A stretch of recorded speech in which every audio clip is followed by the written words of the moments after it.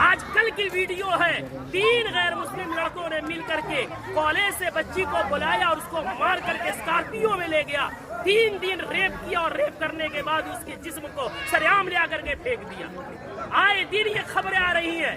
میں پوچھنا چاہتا ہوں اس کے پیچھے کے ذمہ دار معاشرے کے ہمارے اور آپ جیسے بے غیرت لوگ نہیں ہیں جو شادیوں میں ناچ گانوں میں پیسوں میں آگ لگا رہے اور آگ لگا کر کے شادیوں کو اتنا مشکل بنا دیا کہ وقت میں شادیاں نہیں ہو رہی ہے، جس کی وجہ سے ہماری بیٹیاں جذبات ان میں بھی ہے، جذبات کی رو میں بہ کر کے ایجوکیشن والی بچیاں غیروں کے گود میں کھیل نہیں رہی ہے بلکہ ٹیشو پیپر بنا کر کے انہیں استعمال کر کے گلی کوچوں میں پھینک نہیں دیا جا رہا ہے بلکہ ان کے چیتھڑے اڑائے جا رہے ہیں۔ اتنے ادب و احترام کے ساتھ بار بار اصرار کرنے کے بعد جھک کر کے باپ کہہ کر کے بھائی کہہ کر کے ایمان کا حوالہ دے کر اسلام کا حوالہ دے کر پوری سوسائٹی کے عہد و پیمان کا حوالہ دے کر کے کہا گیا، لیکن پھر کیوں نہیں مانے؟ جرأت کی بات ہے، ہمت کی بات ہے۔ آخر وہ ہمت آئی کہاں سے کہ پورا معاشرہ بائیکاٹ کر رہا ہے، آپ ناچ لا رہے ہیں، چوک پہ نچا رہے ہیں، پورا بستی اس گناہ سے بچنا چاہتا ہے۔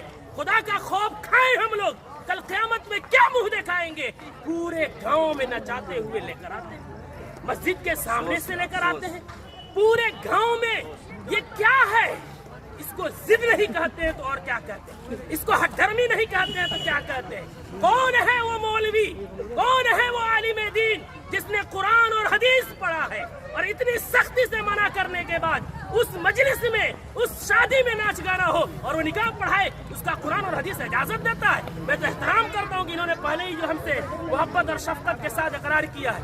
کون ہے ایسا جو جس مجلس میں ناچ ہو رہا ہو، جس اسٹیج میں ویشیوں کا دھندا چل رہا ہو، جس اسٹیج میں کھڑا ہو کر کے بہنوں کے پاؤں میں گھنگرو باندھا جا رہا ہو، ان کے سروں سے دوپٹے کھینچے جا رہے ہو، جس نکاح جو عبادت ہے اس عبادت کے اندر معاشرے کے لنگے اور لفنگے اور لونڈے عورتوں کے پیچھے تالیاں بجا رہے ہو، وہ نکاح میں کس مولوی کا علم اجازت دے گا نکاح پڑھانے کا؟ کون سی قرآن اجازت دے گی؟ کون سی حدیث اجازت دے گی؟ یہاں سب کلمہ پڑھنے والے ہیں، ہم مریں گے رب کے سامنے حاضر ہوں گے۔ دنیا کی بات چھوڑے، ہمیں یہ خوف کیوں نہیں آتا کہ نکاح ایک عبادت ہے، نماز بھی عبادت ہے، نماز میں اگر کوئی گانا بجائے نماز کا مذاق ہے، نکاح میں کوئی گانا بجائے وہ نکاح کا مذاق نہیں تو کیا ہے؟ جو مولوی قرآن کی آیت پڑھیں گے ان کا مذاق نہیں تو کیا ہے؟ حدیث پڑھیں گے ان کو پیروں کی ٹھوکروں میں رکھنا نہیں ہے تو کیا ہے؟